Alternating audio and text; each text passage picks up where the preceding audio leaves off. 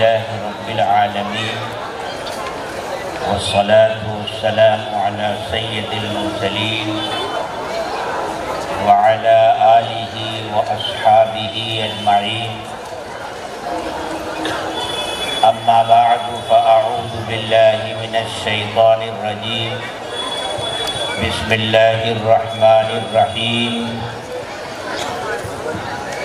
يا أيها الذين آمنوا قوا أنفسكم وأهليكم نارا وقودها الناس والحجارة عليها ملائكة غلاظ شداد لا يعصون الله ما أمرهم ويفعلون ما يؤمرون صدق الله العظيم وقال النبي صلى الله عليه وسلم كل مولود يولد على الفطرة فأبواه يهودانه أو ينصرانه أو يمجسانه أو كما قال عليه الصلاة والسلام۔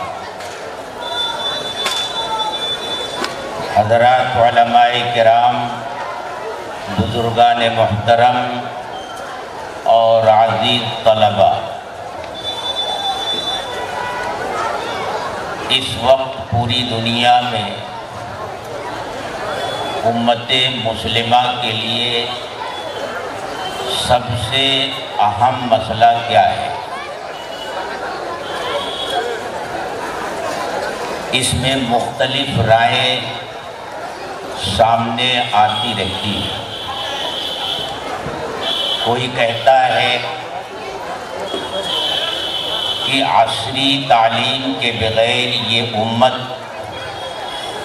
ترقی کا زینہ طے نہیں کر سکتی، اس لیے علوم عصریہ میں کمال پیدا کرنا اس امت کا اس وقت سب سے اہم اور بڑا مسئلہ ہے۔ کوئی کہتا ہے اس امت کا سب سے بڑا مسئلہ غربت سے نجات حاصل کرنا ہے۔ غرض ہے کہ اسی طرح مختلف طبقوں کی طرف سے مختلف خیالات سامنے آتے رہتے ہیں، لیکن علماء کی رائے یہ ہے، خاص طور سے وہ علماء جو پوری دنیا کے حالات پر گہری نظر رکھتے ہیں اور اس دنیا میں گھوم پھر کر دنیا کے حالات کو انہوں نے اپنی نظروں سے دیکھا ہے، ان کا خیال یہ ہے کہ اس وقت امت مسلمہ کا سب سے بڑا مسئلہ اپنے بچوں کی تربیت کا مسئلہ ہے، اور ان کی یہ بات سمجھ میں بھی آتی ہے، اور جو دلیلیں وہ پیش کرتے ہیں وہ دلیلیں انسانی ذہن کی کو اپیل بھی کرتی ہیں۔ یہ بات تو بالکل مسلم ہے کہ کسی بھی قوم اور کسی بھی ملت کا مستقبل اس کی نسل نو ہوتی ہے۔ کہنے والوں نے بالکل سچ کہا ہے کہ اگر کسی قوم یا ملت کے مستقبل کو دیکھنا ہو، اس کے بارے میں اندازہ لگانا ہو کہ وہ کیسا ہوگا، شاندار ہوگا یا شاندار نہیں ہوگا، تو اس قوم اور اس ملت کی نسل نو کو دیکھ لیجئے، اندازہ ہو جائے گا کہ اس قوم اور اس ملت کا مستقبل کیسا ہوگا۔ خاص طور سے ان ملکوں میں جہاں مسلمان اقلیت میں رہتے ہیں تو وہاں مسلمانوں کے لیے ان کی اولاد کی تربیت کا مسئلہ ہمیشہ سنگین رہا ہے اور اب موجودہ زمانے میں وہ سنگین سے سنگین تر ہوتا جا رہا ہے۔ صورتحال یہ بن رہی ہے کہ ایک طرف تو حکومتیں اس کوشش میں لگی ہوئی ہے کہ اکثریت کا جو دھرم ہے، اکثریت کا جو مذہب ہے، اس کو اقلیتوں پر مسلط کر دیا جائے اور اسکولوں کالجوں کا نصاب تعلیم ایسا وضع کیا جائے کہ ان اسکولوں اور کالجوں میں پڑھنے والا بچہ اکثریت کے دھرم سے متاثر ہو جائے، دیو مالائی کہانیاں اس کے دل و دماغ میں رچ بس جائیں۔ دوسری طرف خود ہمارا حال یہ ہے کہ ہم اپنی معیشت کے مسئلے میں اس طرح الجھ کر رہ گئے ہیں کہ ہمارے لیے سب سے بڑا مسئلہ اس وقت ہمارا پیٹ بنا ہوا ہے۔ صبح سے لے کر شام تک ہماری تمام تر جد و جہد بھاگ دوڑ اسی ایک بالشت پیٹ کے لیے ہو کر رہ گئی ہے۔ آپ کسی ایک چوراہے پر ایک دن بیٹھ جائیے اور پھر وہاں دیکھیے کہ یہ جو بسیں گزر رہی ہے، یہ جو موٹر سائیکلیں گزر رہی ہیں، یہ 4 ویلر گاڑیاں گزر رہی ہیں، یہ ٹرینیں گزر رہی ہیں، فضاؤں میں ہوائی جہاز اڑ رہے ہیں، یہ آخر لوگ کہاں جا رہے ہیں؟ ان جانے والوں کا مقصد کیا ہے؟ یہ کیا کوشش کر رہے ہیں؟ تو آپ کو بس ایک ہی چیز نظر آئے گی، یہی ایک بالغ پیٹ جس کے لیے یہ ساری جد و جہد چل رہی ہے۔ اور اس میں ہم اتنے مصروف ہو گئے کہ اپنی اولاد کی تربیت سے بالکل غافل ہو گئے۔ بڑے شہروں میں، خاص طور سے بمبئی جیسے شہروں میں جو ملازمت پیشہ افراد ہیں، ان کا حال تو یہ ہے کہ ہفتہ گزر جاتا ہے اور بچے اپنے باپ کی شکل دیکھنے سے بھی محروم رہتے ہیں۔ باپ صبح اس وقت اپنے گھر سے نکلتا ہے جب بیٹا سو رہا ہوتا ہے اور شام کو ایسے وقت واپس آتا ہے جب بیٹا سو چکا ہوتا ہے۔ باپ اور بیٹے کی ملاقات ہوتی نہیں، ہفتہ 10 دن میں ایک مرتبہ چند گھنٹوں کے لیے ملاقات ہو گئی تو ہو گئی۔ ایسی مصروف زندگی میں ہم اپنی اولاد کی تربیت کی طرف توجہ نہیں دے پاتے اور ان کی تربیت کا جو حق ہمارے اوپر ہے، ہم اس حق کو ادا نہیں کر پاتے۔ حالانکہ تربیت کا یہ حق اولاد کا ماں باپ کے اوپر بہت بڑا حق ہے۔ مسئلہ کتنا سنگین ہو گیا ہے اور ہر زمانے میں یہ مسئلہ سنگین ہی رہا ہے۔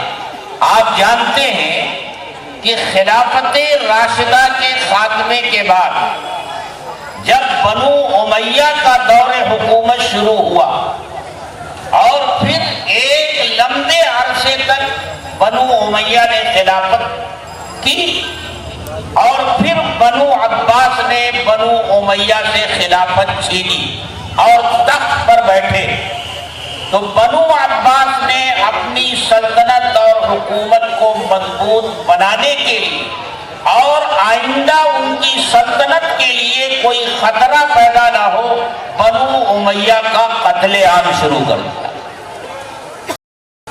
ہر وہ شخص جو بنو امیہ میں کوئی حیثیت رکھتا تھا، جس سے ان کو خطرہ لاحق ہو سکتا تھا، ان کے اقتدار کے لیے، ان کی حکومت کے لیے، یا تو اس کو قتل کر دیا اور یا اس کو اٹھا کر کے جیل میں ڈال دیا۔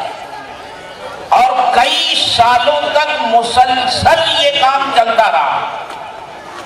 بنو عباس نے اپنے ہاتھ اس وقت روکے جب انہیں یہ اطمینان ہو گیا کہ بنو امیہ کی طرف سے اب ہماری حکومت کے لیے کوئی خطرہ پیدا نہیں ہو سکتا۔ تو جو لوگ جیلوں میں بند تھے ان کو آزاد کیا۔ یہ جب جیلوں سے نکل کر آئے ہیں تو تاریخ ہمیں یہ بتاتی ہے کہ ان سے پوچھنے والوں نے پوچھا کہ یہ جتنے سال تم نے جیل میں گزارے ہیں ان سالوں میں تم نے کیا کھویا جس کے کھونے کا تمہیں افسوس ہے؟ آپ اندازہ لگا سکتے ہیں کہ شاید ان کا یہ جواب رہا ہو کہ ہمارے ہاتھ سے اقتدار نکل گیا، اس کا افسوس ہے۔ ہماری حکومت ختم ہو گئی، ہمیں اس کا افسوس ہے۔ بڑی بڑی جاگیریں ہمارے پاس تھی، وہ جاگیریں ہمارے ہاتھ سے چلی گئی، ہمیں اس کا افسوس ہے۔ لیکن ان لوگوں نے ان میں سے کسی چیز کے کھو جانے پر اپنے افسوس کا اظہار نہیں کیا۔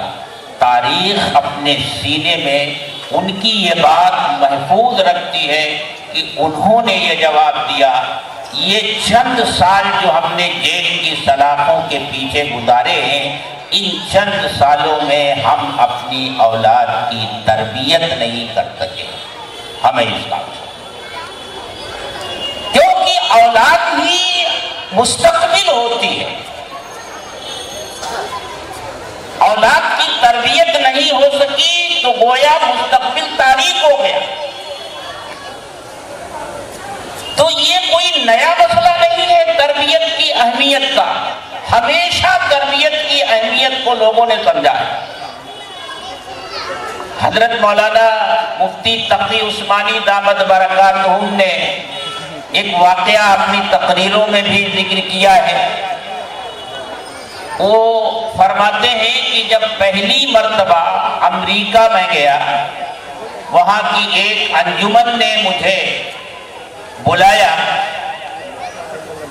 تو جب میں وہاں پہنچا اور جس حال میں اجلاس تھا اس میں داخل ہوا تو میں نے یہ دیکھا کہ نوجوان لڑکے اور نوجوان لڑکیاں مغربی لباس میں، مغربی لباس کیسا ہوتا ہے وہ آپ جانتے ہیں، مغربی لباس میں ایک دوسرے کے ساتھ بیٹھے ہوئے ہیں، گپ شپ کر رہے ہیں، ہنسی مذاق کر رہے ہیں، ٹھٹھا کر رہے ہیں۔ تھوڑی دیر کے بعد یہ اعلان ہوا کہ اب رقص کی مجلس ہوگی۔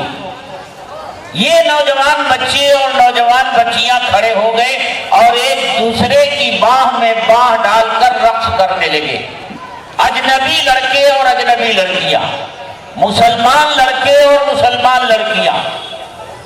پھر تھوڑی دیر کے بعد اعلان ہوا کہ رقص کی مجلس ختم ہوتی ہے، اب کھانے کا وقت ہو رہا ہے، آپ تمام حضرات کو کھانے کی میز پر چلنا چاہیے۔ اعلان کرنے والے نے یہ اعلان کیا کہ جو لوگ حلال کھانا چاہتے ہیں وہ صرف مچھلی کھائیں۔ گویا وہاں حلال کا بھی اہتمام نہیں تھا۔ حضرت مفتی صاحب فرماتے ہیں کہ ہم تو کسی طرح وہاں سے بچ بچا کر نکلے، اور جب وہاں سے رخصت ہونے لگے تو جو داعی تھے وہ کوئی یمنی عالم یا مراکش کے کوئی عالم تھے، ہم نے ان سے یہ شکایت کی کہ یہ کیا تماشا ہو رہا ہے، اسلام کے نام پر ایک اہتمام کیا جائے ایک مجلس کا اور اس میں اس طرح کے مناظر۔ فرماتے ہیں جب ہم نے ان سے یہ بات کہی تو وہ رونے لگے، اور پھر انہوں نے روتے روتے کہا کہ حضرت جس نسل کو آپ نے دیکھا ہے ان کے ماں باپ آج سے 50-60 سال پہلے یہاں آئے تھے، معاش کی تلاش میں آئے تھے، اپنا معاشی مستقبل سنوارنے کے لیے آئے تھے، اور مال و دولت کمانے میں اتنے منہمک ہو گئے کہ اپنی اولاد کی طرف سے بالکل غافل ہو گئے، جس کا نتیجہ یہ ہوا کہ ان کے یہ بچے جن کو آج آپ نے دیکھا، یہاں کے مقامی لوگوں کے بچوں کے ساتھ ان کا نشو و نما ہوا، انہی اسکولوں میں انہوں نے تعلیم حاصل کی، انہی کی تہذیب اور انہی کا تمدن اختیار کرتے چلے گئے۔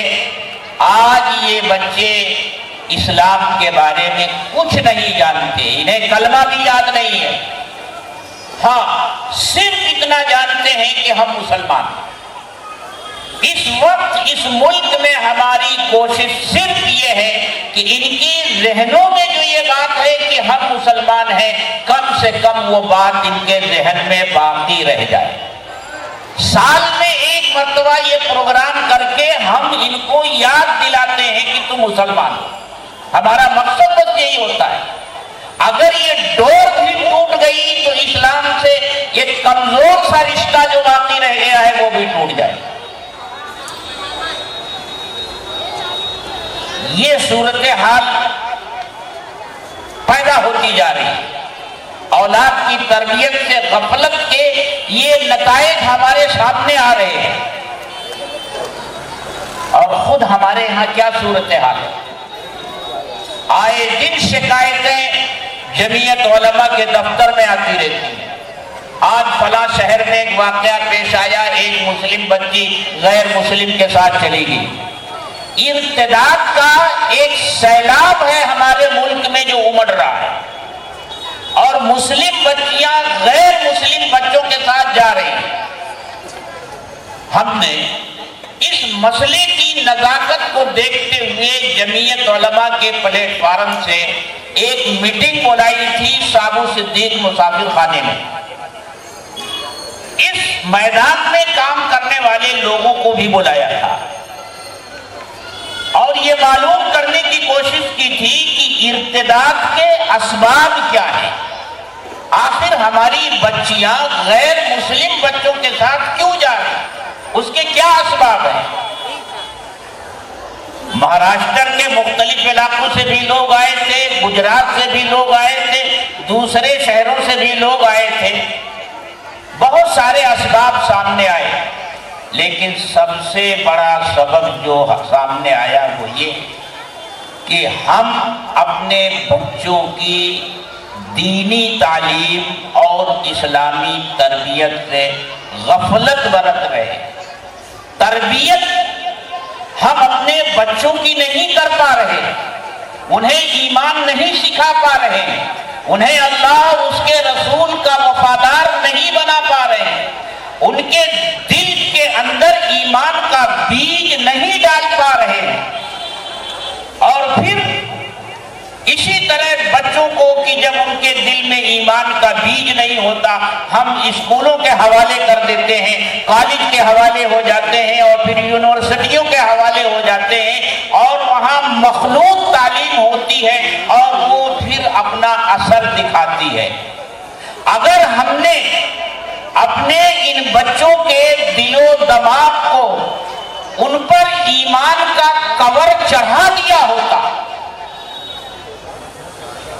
ایمان کی کوٹنگ کر دی ہوتی، یا یوں کہیے کہ کفر اور الحاد کے اس ماحول میں جہاں بارش کی طرح فتنے برس رہے ہیں، اگر ہم نے اپنے ان بچوں کو ایمان کی چھتری دے دی ہوتی، انہیں اللہ اور اس کے رسول کا وفادار بنا دیا ہوتا، ایمان کی قدر و قیمت انہیں سکھا دی ہوتی، تو چاہے جس ماحول میں جاتے وقتی اثر ہو سکتا تھا، لیکن یہ انتہائی قدم یہ ہرگز نہ اٹھاتے، ایمان کی خاطر ہر طرح کی قربانی دینے کو یہ تیار ہو جاتے۔ اور میرے دوستو، جب قرآن و سنت پر اس مسئلے میں نظر ڈالی جاتی ہے تو اللہ تعالیٰ نے کتنا اہتمام کیا ہے، اور اللہ کے رسول صلی اللہ علیہ وسلم نے کس طرح کی ہدایات دی ہے۔ بچوں کی تربیت کا کام پیدائش کے بعد شروع نہیں ہوتا، بچوں کے پیدا ہونے سے بہت پہلے یہ کام شروع ہو جاتا ہے۔ حدیث میں فرمایا گیا کہ اگر تم نکاح کرنا چاہتے ہو تو نکاح جو کیا جاتا ہے وہ 4 بنیادوں پر کیا جاتا ہے: مال و دولت، حسن و جمال، حسب نسب، دینداری۔ دینداری کی بنیاد پر نکاح کرو، کامیاب رہو گے۔ اس نکاح کے ذریعے جو پیدا ہونے والی اولاد ہے، اس اولاد کا پہلا حق ہے کہ اس کا جو باپ بننے والا ہے اس کی ماں کے طور پر ایسی گود کو منتخب کرے جس گود میں وہ ایمان سیکھ سکے، اعمال صالحہ سیکھ سکے۔ یہ بچے کا پہلا حق ہوتا ہے۔ اور پھر جب بچہ شکم مادر میں آتا ہے تو شکم مادر میں بچے کی غذا کیا ہوتی ہے؟ ماں کا خون بچے کی غذا بنتا ہے۔ کیا کہا گیا؟ ماں ایسی حالت میں، ویسے تو عام طور سے ہمیشہ اس کا اہتمام کرے کہ حرام غذا استعمال نہ کرے، لیکن خاص طور سے اس کے پیٹ میں جب اولاد پرورش پا رہی ہو تو حرام غذا سے بچنے کی انتہائی کوشش کرے، کیونکہ یہی حرام غذا اس کے جسم میں جانے کے بعد خون بنے گی، اور وہی خون پھر اس کے پیٹ میں جو اولاد پرورش پا رہی ہے اس کی غذا بنے گی۔ پھر حرام غذا سے جو ذہن تیار ہوگا، جو فکر تیار ہوگی، اس میں حرام غذا کا اثر ہوگا۔ ایک طرف تو اللہ تبارک و تعالیٰ کی طرف سے یہ انتظام ہے، وہاں سے اولاد کی تربیت کے سلسلے میں ہدایات جاری کی گئی۔ دوسری طرف ہمارا سب سے بڑا دشمن شیطان، وہ بھی وہیں سے ہمارے بچوں کے تعلق سے کام شروع کر دیتا ہے۔ حدیث میں کیا کہا گیا کہ جب کوئی شوہر بیوی سے ملاقات کرتا ہے، پھر اگر وہ اس ملاقات کے وقت اللہ کی پناہ شیطان کے وسوسے سے نہیں مانتا تو شیطان اس کے فعل میں شریک ہو جاتا ہے۔ اسی لیے دعا سکھائی گئی، اللہم جنبنا الشیطان وجنب الشیطان ما رزقتنا بہ، اے اللہ مجھے شیطان سے بچائیو اور میری اس ملاقات سے جو اولاد آپ مجھے دینے والے ہیں شیطان سے اسے بھی بچائیو۔ شیطان وہاں بھی دوسری کوشش کرتا ہے۔ اور پھر جب بچہ پیدا ہوتا ہے تو آپ جانتے ہیں بچہ رونے لگتا ہے۔ بچہ روتا کیوں ہے؟ حدیث میں بتایا گیا کہ شیطان پیدا ہونے والے بچے کے دل کو چھوتا ہے، گویا وہ اپنا انجیکشن لگاتا ہے کہ آنے والی زندگی میں تم میرے وفادار بن کر رہو گے۔ جیسے بیماریوں سے حفاظت کے لیے ٹیکے لگائے جاتے ہیں، شیطان اپنی صف میں لانے کے لیے انجیکشن لگاتا ہے اس بچے کو۔ اسی لیے کیا ہدایت دی گئی؟ شیطان کے اس انجیکشن کے زہریلے اثرات کو ختم کرنے کے لیے تمہیں کیا کرنا ہے؟ بچہ جیسے ہی پیدا ہو اس کے داہنے کان میں اذان دو، بائیں کان میں اقامت کہو، تاکہ اللہ کی الوہیت، اس کی وحدانیت، حضرت محمد رسول اللہ صلی اللہ علیہ وسلم کی رسالت اس بچے کے دل و دماغ میں رچ بس جائے اور شیطانی اثرات سے وہ بچہ محفوظ ہو جائے۔ شیطان باز نہیں آنے والا ہے۔ حدیث میں فرمایا گیا کہ شیطان پانی پر اپنا تخت بچھاتا ہے، پھر اس کے جتنے چیلے چپاٹے ہیں وہ آ کر اپنی اپنی کارروائیاں سناتے ہیں۔ کوئی کہتا آج میں نے قتل کروا دیا، کوئی کہتا میں نے ڈاکہ ڈلوا دیا، کوئی کہتا میں نے چوری کروا دی۔ سب بڑے بڑے گناہ بتاتے ہیں ہم نے یہ کروائے۔ شیطان انہیں شاباشی دیتا ہے۔ ایک آتا ہے ہلتا کانپتا ہوا اور کہتا حضور مجھ سے تو آج کوئی کام ہو نہیں سکا، میں نکلا تھا کام پر لیکن کوئی ملا نہیں، تو میں نے کیا کیا، میاں بیوی کے درمیان جھگڑا لگا دیا۔ یہ سننا تھا کہ شیطان اچھل کر کھڑا ہو جاتا ہے، ناچنے لگتا ہے۔ بڑے بڑے کام جن شیطانوں نے پیش کیے تھے، وہ سوچنے لگتے ہیں کہ اس نے ایک معمولی کام کیا، میاں بیوی کے درمیان جھگڑا لگا دیا، اتنا خوش ہو رہا ہے، اتنی شاباشی دے رہا، اور ہمیں تو نہیں دیا۔ جانتے ہیں کیوں؟ میاں بیوی کے درمیان جب اختلاف ہوگا تو اس اختلاف کا برا اثر اولاد پر پڑے گا اور اولاد کی تربیت پر پڑے گا۔ جو شوہر بیوی آپس میں گالم گلوچ کرتے ہیں ان کے بچے گالم گلوچ کریں گے، جو لڑائی جھگڑا کرتے ہیں ان کے بچے لڑائی جھگڑا کریں گے، جو بے حیائی کے کام کرتے ہیں ان کے بچے بے حیائی کا کام کریں گے۔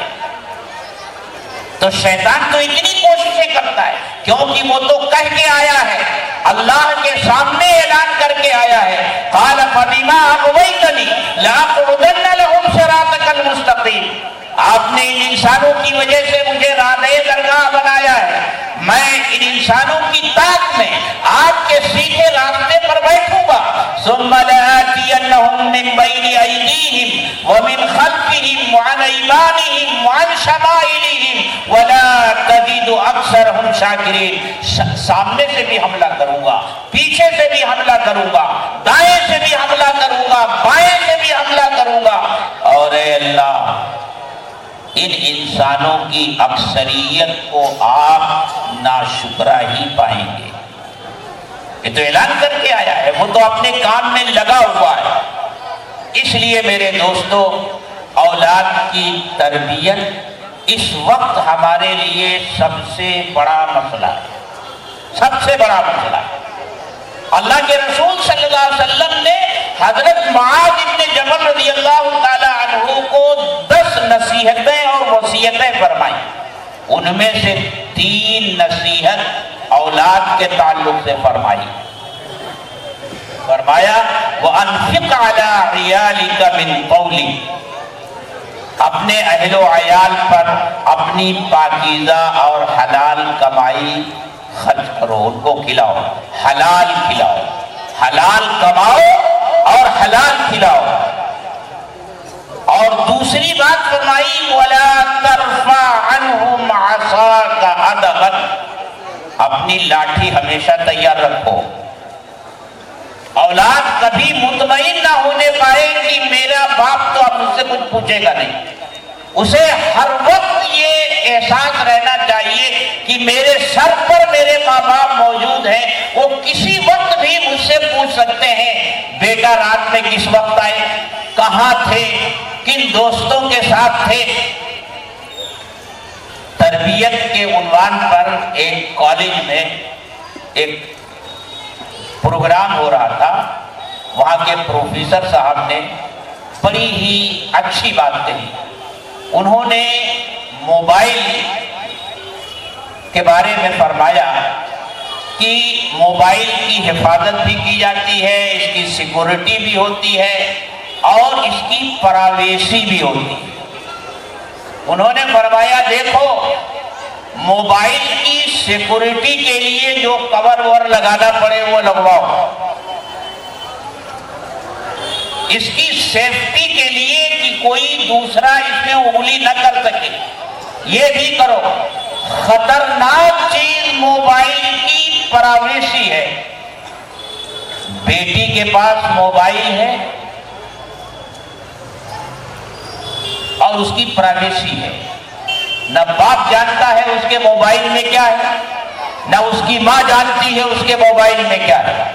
بیٹے کے پاس موبائل ہے، نہ باپ جانتا ہے کہ اس کا بیٹا رات کی تنہائی میں اپنے موبائل پر کیا کرتا ہے، بیٹی رات کی تنہائی میں اپنے موبائل پر کیا کرتی ہے اس کی ماں بھی نہیں جانتی۔ پرائیویسی نہیں ہونی چاہیے۔ انہوں نے جو بات کہی وہ دل کو لگی۔ انہوں نے کہا کہ باپ گاہے بگاہے بیٹے کا موبائل لے کر اس کو چیک کرے، ماں بیٹی کا موبائل لے کر اس کو چیک کرے۔ اولاد کے رابطے کس سے ہیں، ان کی باتیں کس سے ہوتی ہیں، کس طرح کے پروگرام موبائل میں ہیں، وہ کیا دیکھتے ہیں اور کیا اس میں سنتے ہیں۔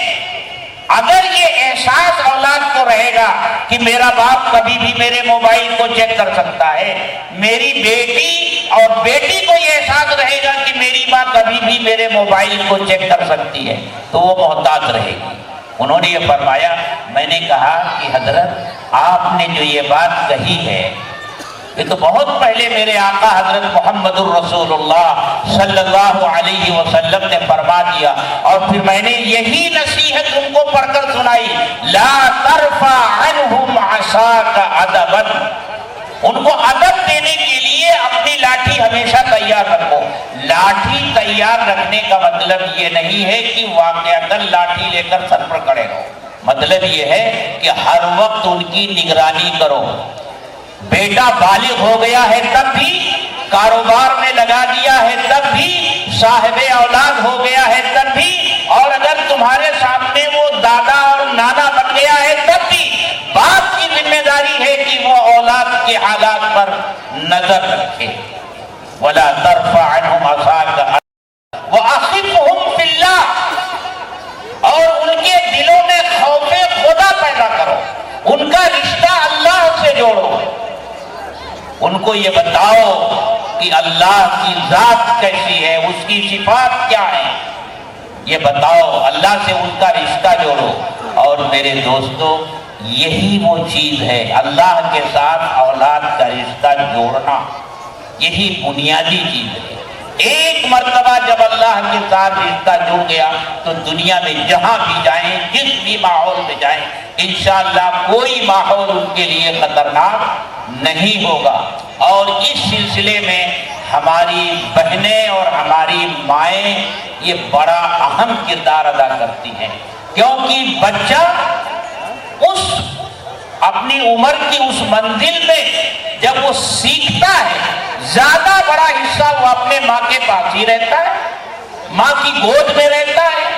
ماں اسے نمازی بنانا چاہے نمازی بنا دے، ماں اسے گانا سننے کا رشیا اور عادی بنانا چاہے اس کا عادی بنا دے، وہ تو ماں کو دیکھتا ہے، ماں نماز پڑھتی ہے تو نماز پڑھتا ہے، ماں ٹی وی دیکھتی ہے ٹی وی دیکھتا ہے، ماں گانے سنتی ہے تو وہ گانے سنتا ہے۔ ہمارے جو اسلاف گزرے ہیں ان کی زندگیوں میں دیکھا جائے تو ماؤں کی تربیت کا کردار بڑا اہم ہے۔ امام بخاری کو بخاری بنانے والی ان کی ماں ہے، غزالی کو غزالی بنانے والی ان کی والدہ ہے، بختیار کاکی کو بختیار کاکی بنانے والی ان کی والدہ ہے، معین الدین اجمیری چشتی رحمت اللہ علیہ کو معین الدین بنانے والی ان کی والدہ ہیں۔ ماؤں کا بڑا اہم کردار ہوتا ہے۔ اس لیے میرے دوستو، ہمارے ملک کی فضا بہت تیزی کے ساتھ بدل رہی ہے، نئی نئی تعلیمی پالیسیاں آ رہی ہیں، خطرناک قسم کی پالیسیاں آ رہی ہیں۔ اگر ہم نے ہوش کے ناخن نہیں لیے اور اپنے بچوں کی دینی تعلیم اور ان کی تربیت پر اپنی بھرپور توجہ نہیں دی تو ہمارے بڑے یہ پیشین گوئی کرتے ہیں کہ اگر غفلت برتی تو 20-25 سال کے بعد جو نسل ہمارے سامنے آئے گی وہ فکری طور سے مرتد ہو چکی ہے، نام اس کا مسلمانوں جیسا ہوگا لیکن ذہن اس کی سوچ ایک ایمان والے جیسی سوچ نہیں ہوگی۔ اس لیے میرے دوستو، دنیا کے ان ممالک میں جہاں مسلمان اقلیت میں بستے ہیں، اور آپ جانتے ہیں کہ ہم یہاں رہتے ہیں، ہم بھی اقلیت میں ہیں، اس لیے ہمارا سب سے بڑا مسئلہ اپنے بچوں کی دینی تعلیم اور تربیت کا ہے۔ یاد رکھو، ایک وقت بچے بھوکے رہ جائیں، ایک مرتبہ ان کو کپڑا میسر نہ ہو، لیکن خدا کے لیے ان کی دینی تعلیم اور اسلامی تربیت کی طرف سے ایک لمحے کے لیے غفلت مت برتیے۔ اللہ تعالی ہم سب کو اس کی توفیق عطا فرمائے۔ وآخر دعوانا